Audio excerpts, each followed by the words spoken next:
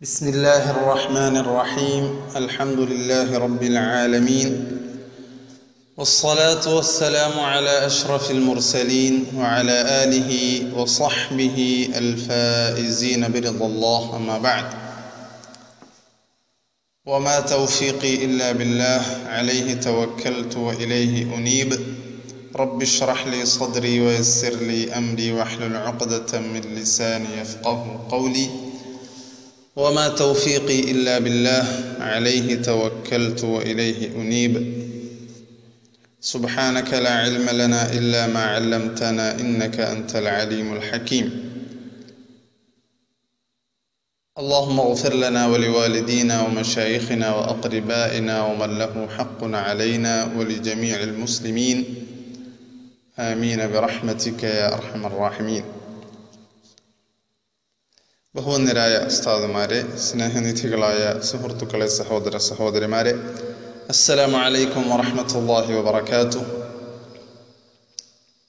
അള്ളാഹുവിൻ്റെ മഹത്തായ അനുഗ്രഹം കൊണ്ട് അവൻ്റെ വിശുദ്ധമായ കലാം അൽ ഖുർആനുൽ അദീം, അതിൻ്റെ യഥാർത്ഥമായ പാരായണ ശൈലി തർത്തീൽ ആക്കിക്കൊണ്ടുള്ള പാരായണം, അതാണ് നാം പരിശീലിച്ചു കൊണ്ടിരിക്കുന്നത്. അതിൽ ഏറ്റവും സുപ്രധാനമായ അടിസ്ഥാനപരമായ 2 അധ്യായങ്ങളാണ് അറബി അക്ഷരങ്ങളുടെ മഖ്റജുകളും സിഫത്തുകളും, അതായത് പുറപ്പെടുന്ന സ്ഥാനങ്ങളും വിശേഷണങ്ങളും. അള്ളാഹുവിൻ്റെ അനുഗ്രഹം കൊണ്ട് അൽഹംദുലില്ലാഹ് മഖ്റജുകൾ നമ്മൾ പഠിച്ചു മനസ്സിലാക്കി. സിഫത്തുകൾ പ്രധാനപ്പെട്ടതൊക്കെ എതിരുള്ള സിഫത്തുകളിൽ നിന്ന് നാം എണ്ണി. ഇനി ബാക്കിയുള്ള സിഫത്തുകളിലേക്ക് നാം കടക്കുകയാണ് ഇൻഷാ അല്ലാഹ്. അള്ളാഹു അവൻ്റെ വിശുദ്ധമായ ഖുർആനിനെ എങ്ങനെയാണോ നബി സല്ലല്ലാഹു അലൈഹി വസല്ലമ തങ്ങൾക്ക് ഇറക്കിക്കൊടുത്തിട്ടുള്ളത് അതേ രൂപത്തിൽ ഒരു മാറ്റവുമില്ലാതെ പാരായണം ചെയ്തു പഠിക്കാൻ നമ്മെ അനുഗ്രഹിക്കുമാറാവട്ടെ. മഹാന്മാരായ ഖിറാഅത്തിൻ്റെ ഇമാമിങ്ങൾ, വിശുദ്ധ ഖുർആനിൻ്റെ സനദിലെ മശായിഖന്മാർ, ഉസ്താദുമാർ, അവർക്കൊക്കെ ഈ ഉദ്ദേശ്യത്തിൽ ഒരു ഫാത്തിഹ നമുക്കെല്ലാവർക്കും ഒന്നിച്ചോതി ഹദിയ ചെയ്ത് നമുക്ക് ക്ലാസ്സിലേക്ക് കടക്കാം ഇൻഷാ അല്ലാഹ്. അഊദു ബില്ലാഹി മിനശ് ശൈത്വാനിർ റജീം. ബിസ്മില്ലാഹിർ റഹ്മാനിർ റഹീം. അൽഹംദുലില്ലാഹി റബ്ബിൽ ആലമീൻ الرحمن الرحيم مالك يوم الدين إياك نعبد وإياك نستعين اهدنا الصراط المستقيم صراط الذين أنعمت عليهم غير المغضوب عليهم ولا الضالين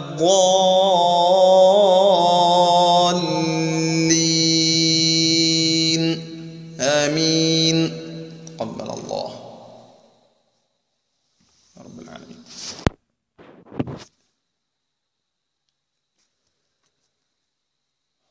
പ്രിയപ്പെട്ട സുഹൃത്തുക്കളെ, സഹോദര സഹോദരിമാരെ, നാം വളരെയധികം ശ്രദ്ധയോടുകൂടി വേണം ഈ ക്ലാസ് കേൾക്കാനും അതുപോലെ തന്നെ അത് പരിശീലിക്കാനും.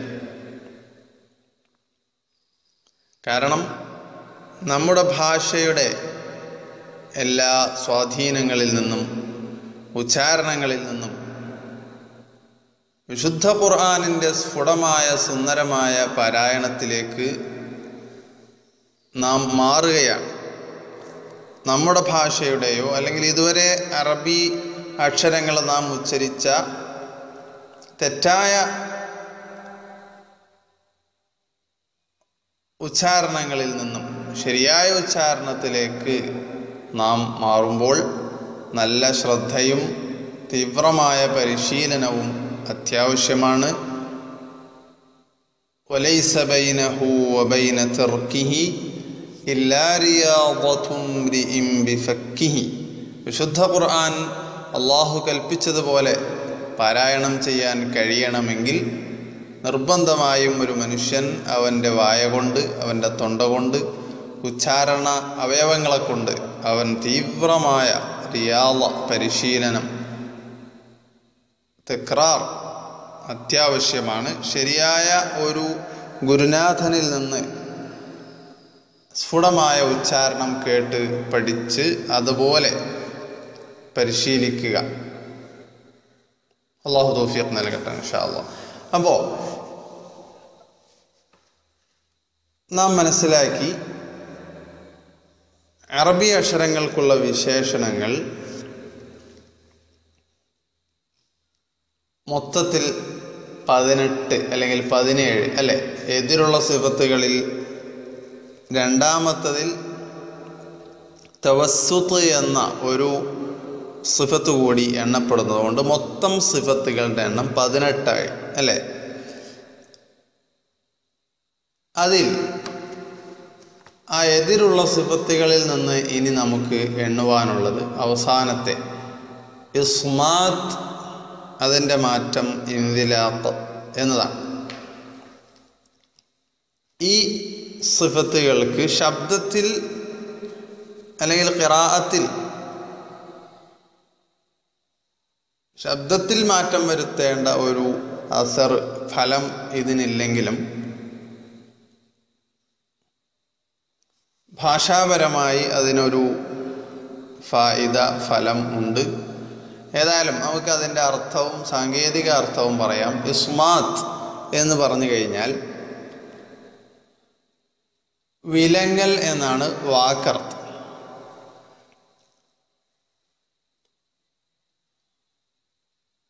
അതിൻ്റെ സാങ്കേതിക ഇവിടെ ഉദ്ദേശിക്കപ്പെട്ട അർത്ഥം അക്ഷരങ്ങൾ പുറപ്പെടുന്നത് തെല്ലിൽ നിന്നല്ലാത്തതിനാൽ ഉച്ചാരണത്തിന് പ്രയാസമുണ്ടാവൽ. ഇൻഷാ അല്ലാഹ് അതിൻ്റെ വിശദീകരണത്തിലേക്ക് നമുക്ക് വരാം ഇൻഷാ അല്ലാഹ്. ഇതിൻ്റെ മാറ്റത്തിൻ്റെ പേരെന്താണ്? ഇന്ദിലാഖ് അല്ലെങ്കിൽ ഇദ്ലാഖ് എന്നും പറയാം. അപ്പം ഇദ്ലാഖ് എന്ന് പറഞ്ഞാൽ തെല്ലിൽ നിന്ന് പുറപ്പെടൽ എന്നതിൻ്റെ വാക്കർത്ഥമാണ്.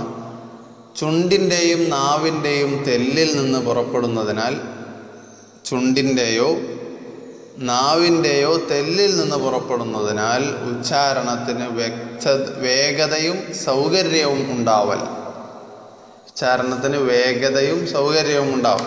ആ അക്ഷരങ്ങൾ, അതിൻ്റെ അക്ഷരങ്ങൾ ആദ്യം പഠിക്കാം. ഇന്ദിലാഖിൻ്റെ അത് കുറച്ചേ ഉള്ളൂ. അപ്പോൾ ബാക്കിയുള്ള അക്ഷരങ്ങളെല്ലാം ഇസ്മാത്തിൻ്റെതാണ് എന്ന് നമുക്ക് മനസ്സിലാക്കാലോ. എന്താണ്, ഏതൊക്കെയാണ് അതിൻ്റെ അക്ഷരങ്ങൾ? ഫറ മിൻ ലുബിൻ. ലുബ് എന്ന് പറഞ്ഞാൽ നല്ല ബുദ്ധിയുള്ള ആൾ അല്ലേ. ആ ബുദ്ധിയുള്ള ആളിൽ നിന്ന് വിവരമില്ലാത്ത ആൾ ഓടി രക്ഷപ്പെട്ടു എന്നാണ്. ഫറ മിൻ ലുബിൻ. അപ്പോൾ ഏതൊക്കെയാണ് അക്ഷരങ്ങൾ? ഫ, റ, മീം, നൂൻ, ലാം, ബ. ഫറ മിൻ ലുബിൻ. മഖ്റജുകൾ വ്യക്തമായും പഠിച്ച നമ്മെ സംബന്ധിച്ചിടത്തോളം ഈ അക്ഷരങ്ങളെ 6 അക്ഷരങ്ങളെ നോക്കിക്കഴിഞ്ഞാൽ നമുക്കറിയാം. ഫ എന്നത് ചുണ്ടിൻ്റെയും പല്ലിൻ്റെയോ രണ്ടിൻ്റെയും തെല്ലിൽ നിന്നാണ് അല്ലേ. റ എന്ന് പറയുന്നത് നാവിൻ്റെ തെല്ലിൽ നിന്നാണ്. മീം 2 ചുണ്ടിൻ്റെ തെല്ലിൽ നിന്നാണ്. നൂൻ നാവിൻ്റെ തെല്ലിൽ നിന്നാണ്. ലാമും അതേപോലെ തന്നെ. ബ ചുണ്ടിൻ്റെ തെല്ലിൽ നിന്നാണ് അല്ലേ. അപ്പോൾ അറബി ഭാഷയെ സംബന്ധിച്ചിടത്തോളം ഈ അക്ഷരങ്ങൾക്ക് അതുകൊണ്ട് തന്നെ ഉച്ചാരണത്തിൽ വേഗതയും സൗകര്യവും ഉണ്ട്, എളുപ്പമുണ്ട്. ഇനി ബാക്കിയുള്ള അക്ഷരങ്ങൾ എടുക്കാം. ജുസ് ളിഷ സാഖിത്തിൻ സിദ് സിഖതൻ ഇദ് വഅദുഹു യഹുദ്ദുക എന്ന് പറഞ്ഞാൽ ഫറ മിൻ ലുബിൽ പെടാത്ത മുഴുവൻ അക്ഷരങ്ങളും ഇസ്മാത്ത് സ്വാദാണ് കേട്ടോ, ഇസ്മാത്ത് അല്ല, ഇസ്മാത്ത്.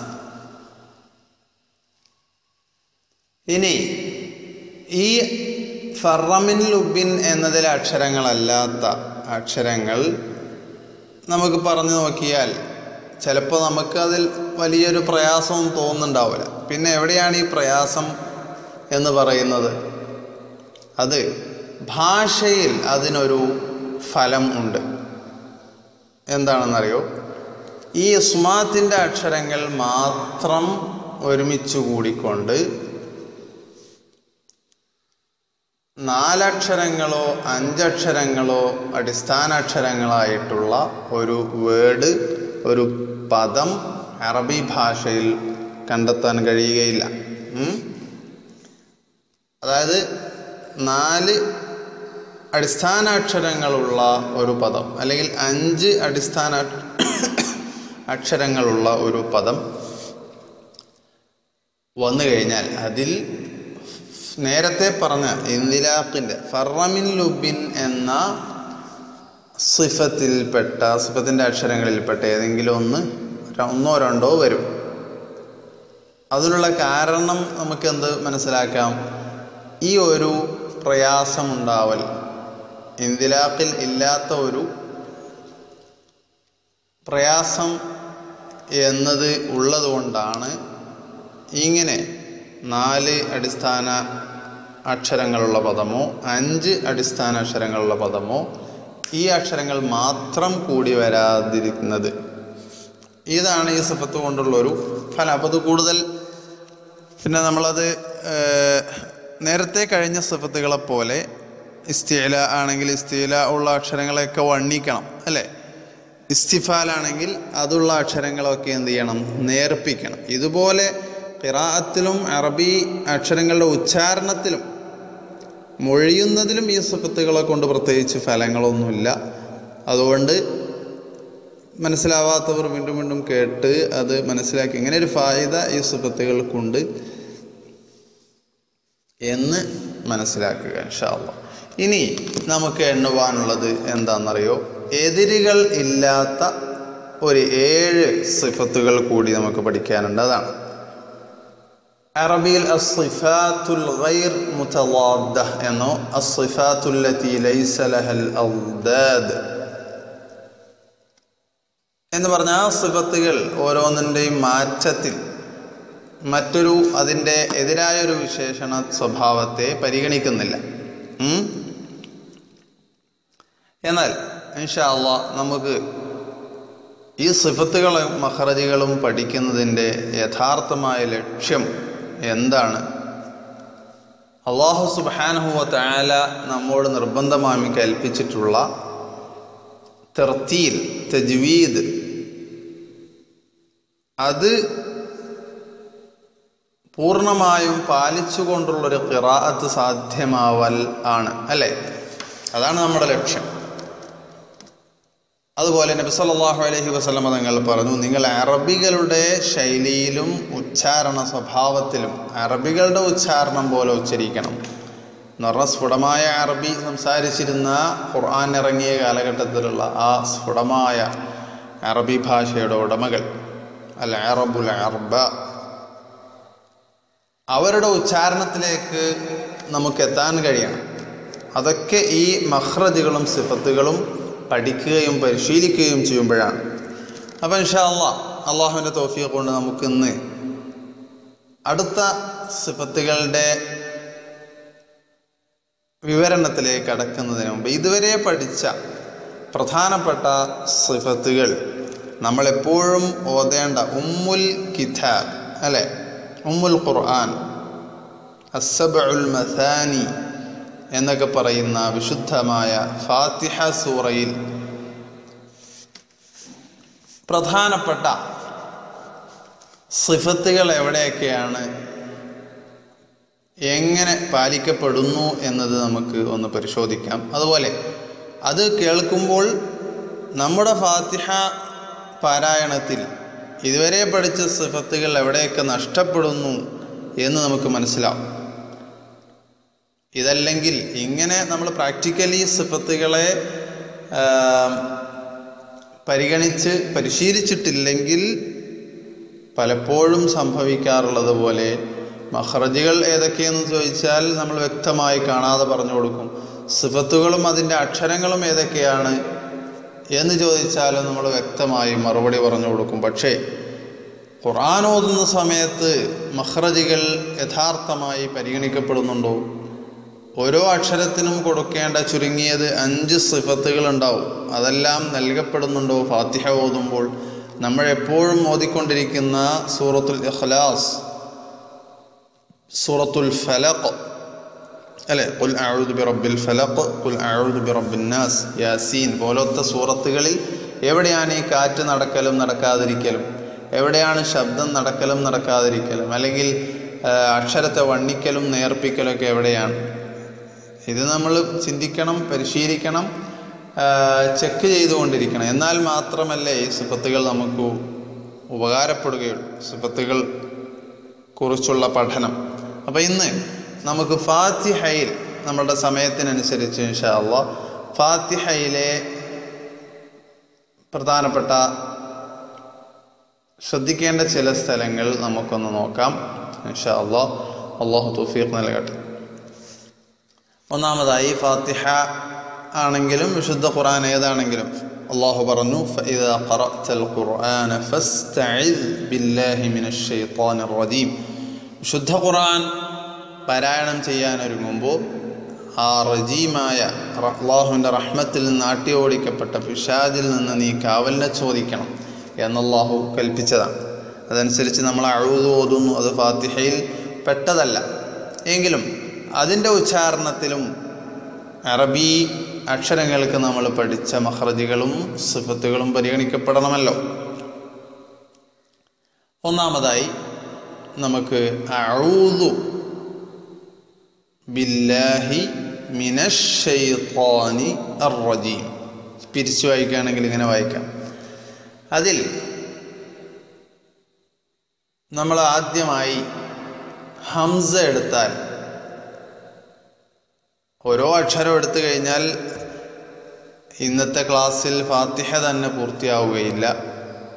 അതുകൊണ്ട് ഞാൻ പെട്ടെന്ന് പറഞ്ഞു പോവുകയാണ്. നിങ്ങളിതിൻ്റെ റെക്കോർഡ് ചെയ്ത് പല പ്രാവശ്യം കേട്ട് ഒക്കെ എഴുതി വെച്ച് ഫാത്തിഹ ഇങ്ങനെ എഴുതിയ ഓരോ അക്ഷരങ്ങളുടെ മേലെയും മാർക്ക് ചെയ്ത്, ഒരു പെൻസിൽ കൊണ്ടൊക്കെ മാർക്ക് ചെയ്ത് നമ്മൾ ശ്രദ്ധിച്ച് പഠിക്കണം. എഴുതുമ്പോൾ കൂടുതൽ നമ്മുടെ മനസ്സിൽ പതിയാനും പിന്നീട് ഓതുന്ന അവസരത്തിൽ ആ എഴുതിയ മാർക്ക് ചെയ്ത അക്ഷരങ്ങളെ കൂടുതൽ ശ്രദ്ധിക്കാനും സഹായകമാവും തീർച്ചയായും. അപ്പം അഊദു എന്ന് പറയുന്നിടത്ത് ഹംസക്ക് നമ്മൾ പഠിച്ച ഒരു വിശേഷണമാണ് ഷിദ്ദത്ത് എന്ന് പറഞ്ഞ ഉച്ചാരണ സമയത്ത് മഖ്റജിൽ ശബ്ദം നടക്കാതിരിക്കുക, നീളാൻ പാടില്ല. അപ്പം അതിനൊരു ബലം ഉണ്ടാവും, ഒരു ശക്തി ഉണ്ടാവും. അഊദു. അതേപോലെ തന്നെ ഹംസക്ക് നമ്മൾ പഠിച്ചൊരു വിശേഷണം ഇസ്തിഅല ആണോ ഇസ്തിഫാലാണോ?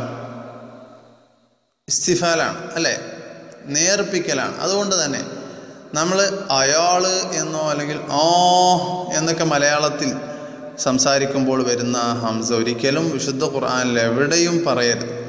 ആമന എന്ന് പറയരുത്, അഊദു എന്ന് പറയരുത്. പിന്നെയോ നമ്മൾ ഇസ്തിഫാലല്ലേ പഠിച്ചത്.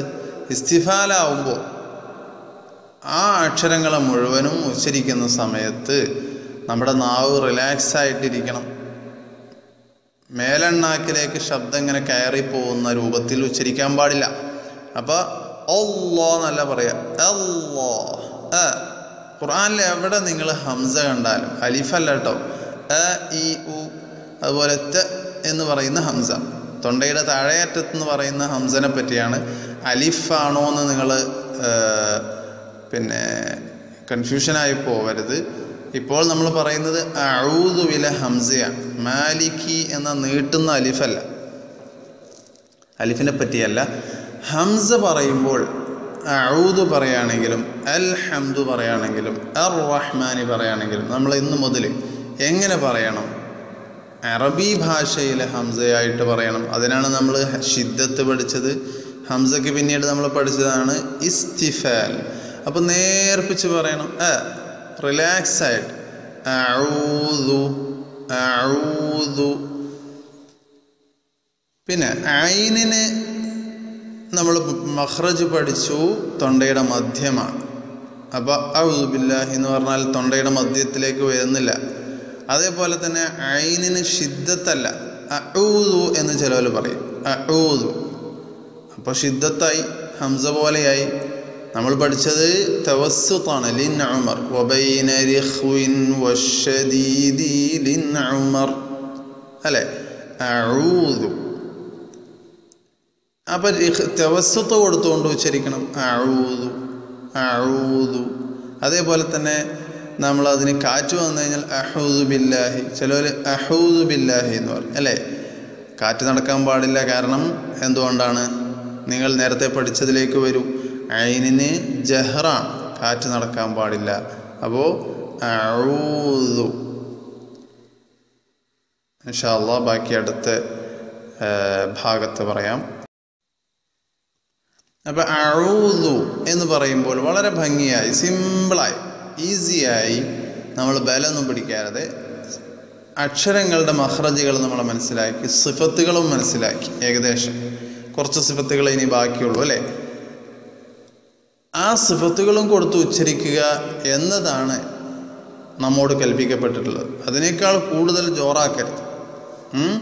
അപ്പം അഊദു എന്ന ഐനിനെ തന്നെ പറയണം, അതിൻ്റെ സ്വഭാവത്തിൽ പറയണം.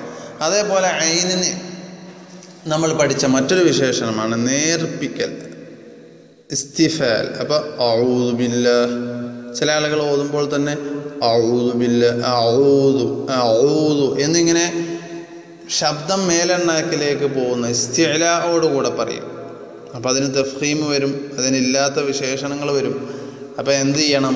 നമ്മൾ ഇതുവരെ ഉച്ചരിച്ചത് തെറ്റാണെങ്കിൽ ഇനി മുതൽ നേർപ്പിച്ച് ശീലിക്കണം. എന്ന് പറഞ്ഞ് അതേപോലെ തന്നെ എന്ന് പറഞ്ഞു നോക്കൂ, അഊദു അഊദു. അതേപോലെ തന്നെ ദാല് നേർപ്പിച്ച് പറയേണ്ടതാണ്, ഇസ്തിഫാലാണ്. മഖ്റജ് നമുക്കറിയാം, നാവിൻ്റെ തലയും മേലയമ്പലിൻ്റെ ഊണുമാണ് അല്ലേ. അഊദു എന്ന് പറഞ്ഞാലോ ഷിദ്ദത്തോടുകൂടെ, അഊദു ദാലായി, അക്ഷരം മാറിപ്പോയി, സിഫത്തും മാറി അല്ലേ. അഊദു ദു. ബില്ലാഹി എന്ന് പറയുമ്പോൾ ശ്രദ്ധിക്കാനുള്ളത്, നമുക്കറിയാം ധാരാളം കാര്യങ്ങൾ പറയാണ്ട്, ഞാൻ പ്രധാനപ്പെട്ട അക്ഷരങ്ങൾ എങ്ങനെ പൊതുവെ ധാരാളമായി മിസ്റ്റേക്ക് കാണുന്ന സ്ഥലങ്ങളെ ഉണർത്തുന്നു എന്ന് മാത്രമേ ഉള്ളൂ. ബില്ലാഹി എന്നതിൽ നമ്മൾ പഠിച്ച സിഫത്ത് നഷ്ടപ്പെടാറുള്ളത് ഹാഇന്. ഹാഇന് എന്ത് സംഭവിക്കുന്നു അറിയോ? നമ്മൾ പഠിച്ചു ഒന്നാമത്തെ വിശേഷണം ജഹ്റും അതിൻ്റെ മാറ്റത്തിൽ ഹംസുമാണ് അല്ലേ. ഹംസ് എന്ന് പറഞ്ഞാൽ കാറ്റ് നടക്കുക, അക്ഷരം ഉച്ചരിക്കുമ്പോൾ അക്ഷരത്തോടൊപ്പം കാറ്റ് പാസ് ചെയ്യുക, ശ്വാസം നടക്കുക. അപ്പോൾ ബില്ലാഹി അഊദു ബില്ലാഹി എവിടെ ശ്വാസം നടന്നോ? ഇല്ല. അപ്പോൾ ഇനി മുതൽ ബില്ലാഹി ലില്ലാഹി മിനല്ലാഹി ഫില്ലാഹി എന്നൊക്കെ പറയുമ്പോൾ സുബ്ഹാനല്ലാഹി എല്ലായിടത്തും കാറ്റ് നടക്കണം. അതിനാണ് നമ്മൾ മഹ്മൂസുഹാ ഫഹസ്സഹു ശഖ്സുൻ സകത് എന്ന് പഠിച്ചത്. കാറ്റ് നടക്കേണ്ട അറബി അക്ഷരങ്ങൾ ഏതൊക്കെയാണ്? സകത ഫഹസ്സഹു ശഖ്സുൻ. ഉണ്ടോ? ഫഹസ്സഹു ഹാ ഉണ്ട്. അപ്പോൾ അഊദു ബില്ലാഹി എന്ന് പറയണ്ടേ. മിനശ്ശൈത്വാനി എന്ന് പറയുമ്പോൾ ഷീൻ നോക്കൂ, നമ്മൾ പഠിച്ചു ശബ്ദം നടക്കണം. മിനഷ് നടക്കുന്നുണ്ട്, മിനശ്ശൈത്വാനി പാടില്ല. എന്തുകൊണ്ട്? ഷീൻ ഇസ്തിഫാലാണ്. ഇപ്പം നിങ്ങൾക്ക് മനസ്സിലാവുന്നുണ്ടാവും ഈ പഠിച്ച സിഫത്തുകൾ എങ്ങനെ ഖിറാഅത്തിൽ ഫലിപ്പിക്കപ്പെടുന്നു. ഖിറാഅത്തിൽ എവിടെയൊക്കെയാണ് ഇപ്പോൾ ഈ ശബ്ദം നടക്കലും അല്ലെങ്കിൽ മേലെണ്ണാക്കിലേക്ക് ശബ്ദം ഉയരലോ അല്ലെങ്കിൽ താന്നിരിക്കലോ ഒക്കെ നന്നായിട്ട് ശ്രദ്ധിക്കുക. മിനശ്ശൈ നെ പറ്റി നോക്കൂ. ഇനി നമുക്ക് അസ്സിറാത്ത സിറാത്തല്ലദീന അവിടെയൊക്കെ വരുന്നുണ്ട് ഈ ത. അവിടെയൊക്കെ ഇവിടെയും എവിടെ നിങ്ങൾ പറയുകയാണെങ്കിലും നമ്മളവിടെ പഠിച്ചതാണ്, പ്രധാനപ്പെട്ട ഒരു കാര്യമാണ്. വായ നിറഞ്ഞിരിക്കണം അല്ലേ. നാവിൻ്റെ മധ്യത്തിൻ്റെയും അണ്ണാക്കിൻ്റെയും ഇടയിൽ ശബ്ദം ഇങ്ങനെ തങ്ങി നിൽക്കുന്ന രൂപത്തിൽ മിനശ്ശൈത്വാനി. ഷെയ്ത്വാനി എന്ന് പറയുമ്പോൾ നമ്മൾ നേരത്തെ പഠിച്ച ഇസ്തിഅല അല്ലേ, ശബ്ദം മേലെണ്ണാക്കിലേക്ക് ഇങ്ങനെ കയറിപ്പോവുക. അതോ ഈ ത്വബാഖ്, അതുകൊണ്ട് ത്വായിൻ. അപ്പോൾ കൂടുതൽ വായ നിറച്ച് വണ്ണിക്കപ്പെട്ടുകൊണ്ട് ഉച്ചരിക്കണം. അതൊന്നും വരുന്നില്ല. അപ്പോൾ സിഫത്തുകൾ ഒരു ഭാഗത്ത് കാണാതെ പഠിച്ചു എന്നല്ലാതെ ഖിറാഅത്തിൽ അതിൻ്റെ ഫലം കാണുന്നില്ല. അങ്ങനെ പാടുണ്ടോ? ഇല്ല അല്ലേ. ഇതാണ് നേരത്തെ കഴിഞ്ഞ ക്ലാസ്സിൽ നമ്മൾ പഠിച്ച ഇത്ബാഖ്, ഇസ്തിഅല. ഓക്കെ, അപ്പോൾ ത്വാഇന് രണ്ടും ഉണ്ട്. പിന്നെ അർ-റജീം, ഇവിടെ പ്രധാനമായ ഒരു കാര്യം നമുക്ക് പ്രാക്ടീസ് ചെയ്യാനുണ്ട്. എന്താണ്? റജീം എന്നിടത്ത് റാ കഴിഞ്ഞാൽ പിന്നീടുള്ള അക്ഷരം ഏതാണ്? നിങ്ങൾ പറയൂ. ജീം അല്ലെ. ഈ ജീം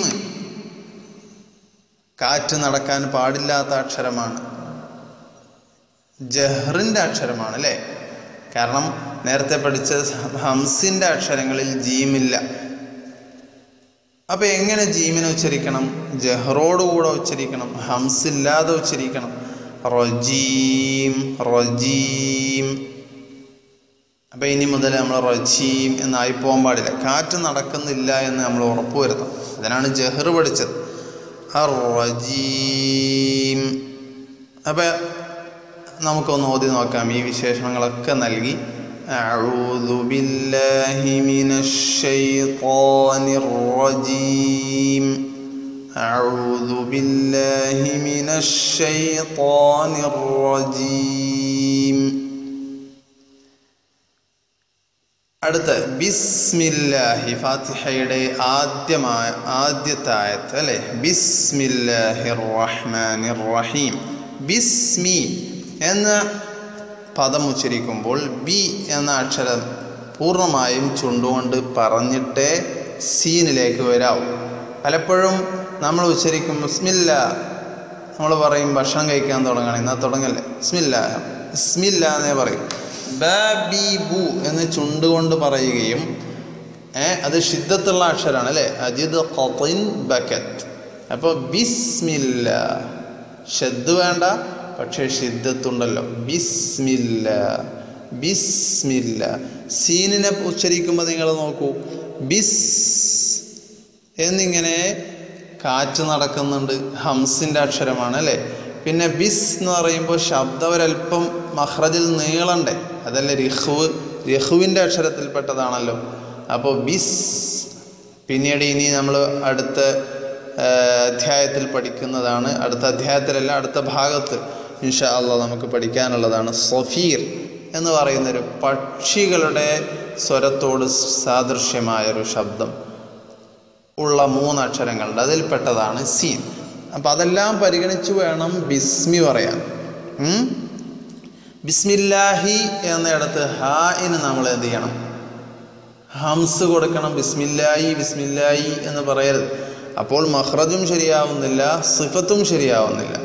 അതേപോലെ ബിസ്മില്ലാഹി ബിസ്മില്ലാഹി എന്ന് ലാമിനെ അവിടെ വണ്ണിക്കാൻ പാടില്ല. എന്തുകൊണ്ട്? ലാം ഇസ്തിഫാലിൻ്റെ അക്ഷരമാണ്. ചില സമയത്ത് മാത്രമേ അല്ലാഹു എന്നതിലെ ലാമിനെ നമ്മൾ വണ്ണിക്കത്തുള്ളൂ. ഇവിടെ കെസ്റിന് ശേഷമായതുകൊണ്ട് എന്ത് പറയണം? ഇസ്തിഫാല് കൊടുക്കണം. അപ്പോൾ മേലെണ്ണാക്കിലേക്ക് ശബ്ദം ഉയർന്നു പോവാതെ നാവിനെ റിലാക്സായി വെച്ചുകൊണ്ട് ബിസ്മില്ലാഹ് അൽഹംദുലില്ലാഹ്.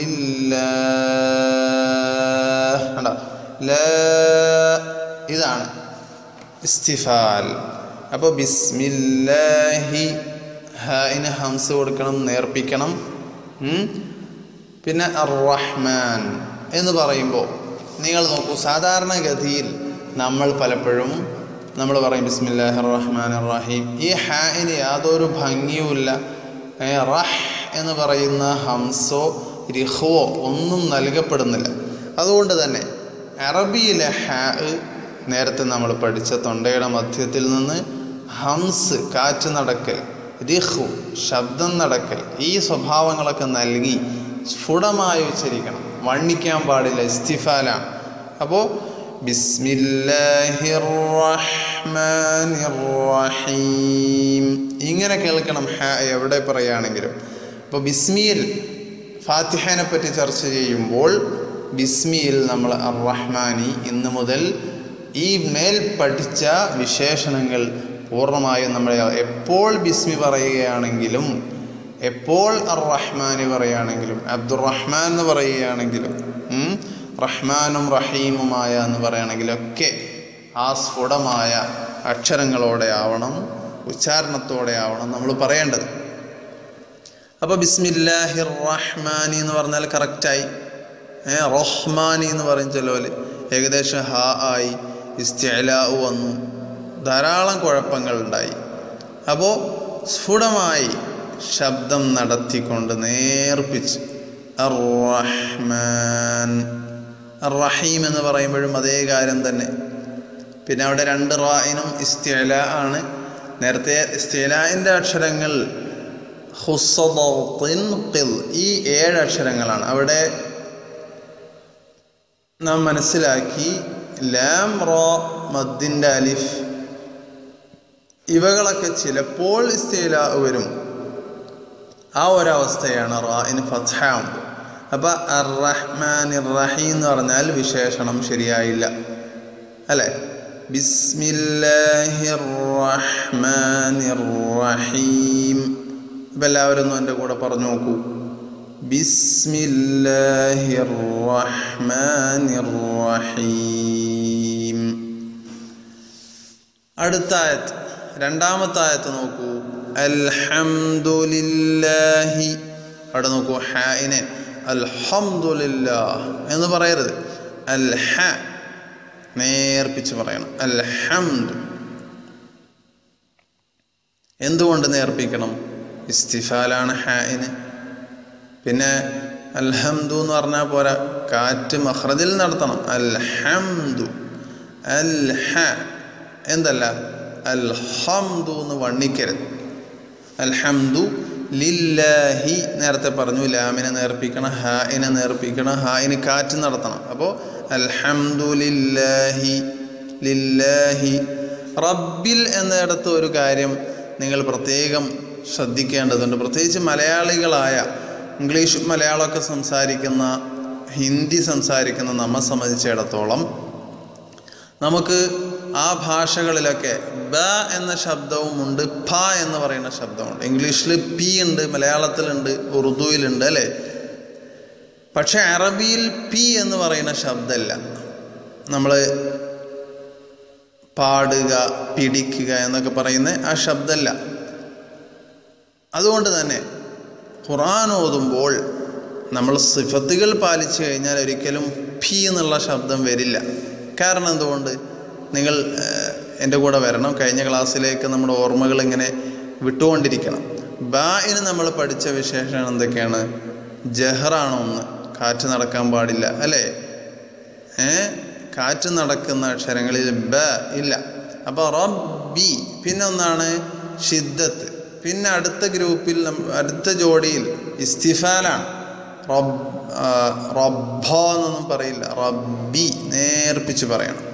പ്രധാനമായും കാറ്റ് നടക്കാതിരിക്കൽ, ജഹർ എന്ന വിശേഷണം നമ്മൾ പൂർണ്ണമായും നൽകണം, അല്ലെങ്കിൽ വലിയ കുറ്റക്കാരാവും. കാരണം അറബിയിൽ തന്നെ ഇല്ലാത്തൊരക്ഷരമാണ് പി. റബ്ബിൽ ആലമീൻ.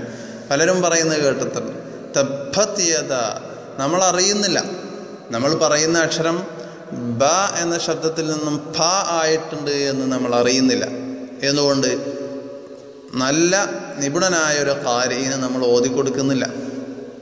ഏത് സിഫത്ത് നഷ്ടപ്പെട്ടാലും സൂക്ഷ്മമായി മനസ്സിലാക്കാനും അത് പറഞ്ഞു തരാനും കഴിവുള്ള ആളുകളുടെ മുന്നിൽ നമ്മുടെ ഖിറാഅത്തിനെ നമ്മൾ അർള് ചെയ്യണം, വെളിവാക്കണം.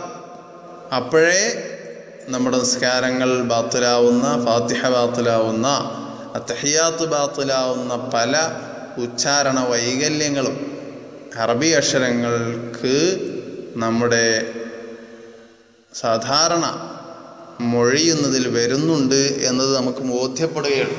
അപ്പോൾ സിഫത്തുകൾ മനസ്സിലാക്കിയ നമ്മെ സംബന്ധിച്ചിടത്തോളം ഇന്ന് തന്നെ അടുത്ത സിഫത്തിൻ്റെ പൂർത്തീകരണത്തിലേക്ക് കടക്കുന്നതിന് മുമ്പ് ഇന്ന് നമ്മൾ ഇങ്ങനെ ഒരു പ്രാക്ടിക്കൽ ക്ലാസ് ആക്കാനുള്ള കാരണവും അതാണ്.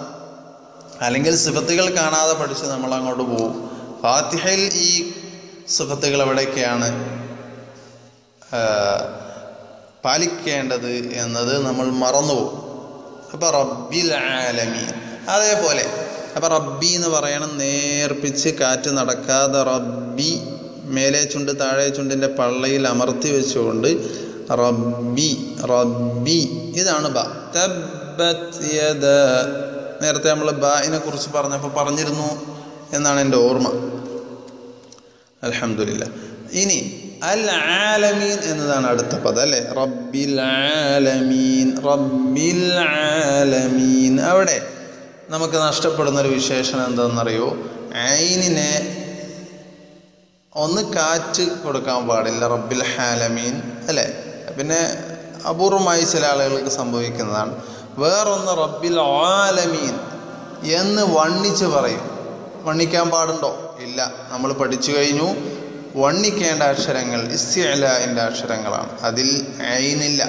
അതുകൊണ്ട് തന്നെ ഇസ്തിഫാൽ ആണ് ഐനിൻ്റെ വിശേഷണം. അപ്പോൾ റബ്ബിൽ ആ എന്ന് പറയണം. റബ്ബിൽ റബ്ബിൽ ആലമീൻ അലൈഹിം കേട്ടോ. അപ്പോൾ റബ്ബിൽ ആലമീൻ ഈ രൂപത്തിൽ ഇസ്തിഫാൽ നൽകിക്കൊണ്ട് നേർപ്പിച്ചുകൊണ്ട് പറയണം. അതേപോലെ തന്നെ ഐനിന് ശിദ്ദത്തുണ്ടോ? ഇല്ല. റബ്ബിൽ ആലമീൻ എന്ന് പറയാൻ പാടുണ്ടോ? അത് ഹംസയുടെ വിശേഷണമാണ്. അജിദ് ഖത്തിൻ ബക്കത്ത് അങ്ങനെ ബലം കൊടുത്തുകൊണ്ട് ഉച്ചരിക്കരുത്. പിന്നെയോ ലിൻ ഉമർ എന്ന തവസ്സുത്താണ്, മൃദുകഠോരത്തിനിടയിൽ ശബ്ദം നടക്കൽ, ഒരല്പം ശബ്ദം നടക്കണം. അത് ആ രൂപത്തിൽ പറയുമ്പോൾ റബ്ബിൽ ആലമീനെ പറയും. പൊതുവേ നമ്മുടെ സംസാരത്തിൽ പലപ്പോഴും ആലിമീങ്ങൾ, ഇൽമിൻ്റെ മഹത്വം, ജംഇയ്യത്തുൽ ഉലമ, ഈ ഐനൊന്നും ശരിയായ ഐനല്ല. പിന്നെയോ റബ്ബിൽ ആലമീൻ റബ്ബിൽ ആലമീൻ ഇൽമ്, മദീനത്തുൽ ഇൽം, അൽ ആലിം, അൽ ഉലമ, ഇങ്ങനെയൊക്കെയാണ് ശരിയായ ഐൻ. അഊദു. അപ്പം ഐനിന് ശിദ്ദത്ത് കൊടുക്കാൻ പാടില്ല. നമ്മൾ പഠിച്ചു ശിദ്ദത്തിൻ്റെ അക്ഷരങ്ങളിൽ ഐനില്ല. അതേപോലെ തന്നെ ഇസ്തിഅലാഇൻ്റെ അക്ഷരങ്ങളിൽ ഐനില്ല. അതുകൊണ്ട് നമ്മുടെ സാധാരണ സംസാരത്തിൽ നിന്ന് മാറി നമ്മൾ പഠിച്ചിരിക്കുന്ന സിഫത്തുകൾ പൂർണ്ണമായും ഐന് നൽകണം. റബ്ബിൽ ആലമീൻ ഇയ്യാക നഅ്ബുദു വ ഇയ്യാക നസ്തഈൻ അഊദു ഖുൽ അഊദു. അപ്പം ഐനിൻ്റെ ശബ്ദം നമ്മൾ അറിയണം. അപ്പോൾ ഒന്ന് പറഞ്ഞു നോക്കൂ. അൽഹംദുലില്ലാഹി റബ്ബിൽ ആലമീൻ അൽഹംദുലില്ലാഹി റബ്ബിൽ ആലമീൻ. കണ്ടോ, ഇതാണ് ശരിയായ ഐന്. ഇപ്പം നമ്മൾ പഠിച്ച എല്ലാ വിശേഷണങ്ങളും ഐനിന് നൽകി, ലാമിന് നൽകി, ഹാഇന് നൽകി. അങ്ങനെയാണ് ഇപ്പോൾ നമ്മൾ ഓതിയത്. ഈ ഓത്ത് സ്ഥിരമാക്കണം, പതിവാക്കണം. ഇൻഷാ അല്ലാഹ് നമുക്ക് അടുത്ത ആയത്ത് കൂടെ എടുക്കാം. അർ-റഹ്മാനിർ റഹീം. അത് നേരത്തെ ബിസ്മിയിൽ വന്നതാണ്, അതുകൊണ്ട് ആവർത്തിക്കുന്നില്ല. എങ്കിലും അർ-റഹ്മാനി എന്ന് തുടങ്ങുമ്പോൾ നേരത്തെ പറഞ്ഞ അഊദു എന്നതിലെ ഹംസനെ പറ്റി പറഞ്ഞതുപോലെ അർ-റഹ്മാനി എന്ന് പറഞ്ഞുകൊണ്ടൊരു ഹംസയില്ല, മറിച്ച് ഇസ്തിഫാലാണ്. അർ-റഹ്മാൻ അർ-റഹ്മാനിർ റഹീം. ഇതൊന്നും ഒറ്റ ഇരുത്തം കൊണ്ടോ ഒറ്റ ഉച്ചാരണം കൊണ്ടോ ശരിയാവുകയില്ല. മറിച്ച് നമ്മളിങ്ങനെ ഒറ്റക്ക് ഫ്രീ ആയിട്ട് വേറെ ശ്രദ്ധയൊന്നുമില്ലാതെ ഇരുന്നുകൊണ്ട് അള്ളാഹുവിൻ്റെ കലാമാണ് നല്ല അതവോടുകൂടെ ഖിബ്ലക്ക് മുന്നിട്ടുകൊണ്ടിരുന്ന് എന്താണ് ആ എന്ന് പറയുമ്പോഴും ഇസ്തിഫാൽ നൽകിക്കൊണ്ട് പൂർണ്ണമായും മഖ്റജിൽ നിന്ന് നേർപ്പിച്ച് എന്ന് പറയുമ്പോഴുള്ള വ്യത്യാസം എവിടെയാണ്, ഞാൻ എങ്ങനെ ഉച്ചരിക്കുമ്പോഴാണ് ശരിയാവുന്നത്, ഇതൊക്കെ മനസ്സിലാക്കി പരിശീലിച്ച് പ്രാക്ടീസ് ചെയ്ത് വീണ്ടും വീണ്ടും കേട്ട് പിന്നെ റെക്കോർഡ് ചെയ്ത് നമ്മൾ തന്നെ കേട്ട് നോക്കുക. അപ്പോൾ അർ-റഹ്മാനി എന്ന് പറയണം. ഒന്ന് ഓതി നോക്കൂ. നേരത്തെ പഠിച്ച ഹാവും അതിൻ്റെ സിഫത്തുകളൊക്കെ ഓർമ്മയിൽ വേണം. അർ-റഹ്മാനിർ റഹീം. അടുത്ത ആയത്ത് മാലികി യൗമിദ്ദീൻ. ഇനി കൂടുതൽ സമയം ഇന്നത്തെ ക്ലാസ്സിൽ ഇല്ലാത്തത് കൊണ്ട് നമുക്കിവിടെ നിർത്താം. മാലിക്കി എന്നിടത്ത് മീമിന് നമുക്കറിയാം ഇസ്തിഫാലാണ് അല്ലേ. അപ്പം നേർപ്പിച്ച് പറയണം. മാങ്ങ എന്ന് പറയണ പോലെ നമ്മൾ മാലികി യൗമിദ്ദീൻ, മാലിക് എന്ന മലക്ക് അല്ലേ പറയാൻ പാടില്ല. നേർപ്പിച്ച് പറയാന്ന് പറഞ്ഞാൽ നാം റിലാക്സ് ആയിടണം. മാലികി യൗമിദ്ദീൻ. അതേപോലെ യൗമിദ്ദീൻ എന്നിടത്ത് ദാലിന് ബായിന് പറഞ്ഞതുപോലെ ജഹർ എന്ന വിശേഷണമാണ്. ഹംസ് കൊടുക്കരുത് അല്ലേ. കാറ്റ് നടക്കാൻ പാടില്ല. യൗമിദ്ദീൻ ആയിപ്പോവും, വത്തീനിൻ്റെ ത ആയിപ്പോവും. പലരിൽ നിന്നും അങ്ങനെ കേൾക്കുന്നുണ്ട് വ്യാപകമായി. നിങ്ങൾ ഓരോരുത്തരും ശ്രദ്ധിക്കണം. ഞാൻ പറയുന്നത് ത ആണോ ദാലാണോ, എന്താണ് അതിന് മരുന്ന്? ഹംസ് ഇല്ലാതിരിക്കുക, കാറ്റ് കൊടുക്കാതിരിക്കുക. കാരണം അതിൻ്റെ അക്ഷരങ്ങളിൽ ദാൽ ഇല്ലല്ലോ. മാലികി യൗമിദ്ദീൻ. സുബ്ഹാനഹു വ തആല. സദഖല്ലാഹുൽ അദീം. അപ്പോൾ ഇൻഷാ അല്ലാഹ് ബാക്കി നമുക്ക് അടുത്ത ക്ലാസ്സിൽ പറയാം. അള്ളാഹു തൗഫീഖ് നൽകട്ടെ. നമുക്കിത് പഠിപ്പിച്ചു തന്ന മാതാപിതാക്കൾ, ഉസ്താദുമാർ, സ്നേഹജനങ്ങൾ, ഭക്ഷണം തന്നവർ, അള്ളാഹു സുബ്ഹാനഹു വ തആല അവർക്കൊക്കെ വിശുദ്ധ ഖുർആൻ്റെ ഷഫാഅത്ത് നൽകുമാറാവട്ടെ. ഖബറിൽ വെക്കപ്പെടുമ്പോൾ വിശുദ്ധ ഖുർആനിൻ്റെ ആ ഇനാസ്, സ്നേഹവും നേരം പോക്കും അള്ളാഹു നമുക്കൊക്കെ പ്രദാനം ചെയ്യുമാറാവട്ടെ. വിശുദ്ധ ഖുർആനിൻ്റെ ആളുകൾ എന്ന് പറയുന്ന അള്ളാഹുവിൻ്റെ പ്രത്യേകക്കാരായ ആളുകളിൽ നമ്മെയും ഉസ്താദുമാരെയും ശിഷ്യന്മാരെയും ദുആ കൊണ്ട് വസിയ്യത്ത് ചെയ്തവരെയും അള്ളാഹു ഉൾപ്പെടുത്തി അനുഗ്രഹിക്കുമാറാവട്ടെ. നിങ്ങളെല്ലാവരും ദുആ ചെയ്യണം. വആഖിറു ദഅ്വാന അനിൽ ഹംദുലില്ലാഹി റബ്ബിൽ ആലമീൻ. അസ്സലാമു അലൈക്കും വറഹ്മത്തുള്ളാഹി വബറകാതുഹു.